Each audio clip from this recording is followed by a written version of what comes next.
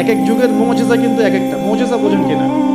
অলৌকিকত্ব যেটা নবীগণের মাধ্যমে প্রকাশ পায়, এটা আল্লাহর ক্ষমতা, এটা নবীদের ক্ষমতা নয়, কিন্তু আল্লাহ পাকের ক্ষমতা, নবীদের মাধ্যমে আল্লাহ প্রকাশ করা। আল্লাহ পাক এই জামানাতেও আল্লাহ পাকের ওলিদের মাধ্যমে ক্ষমতা প্রকাশ করাতে পারেন। আল্লাহ পাক এখনো ক্যাপেবল এর জন্য।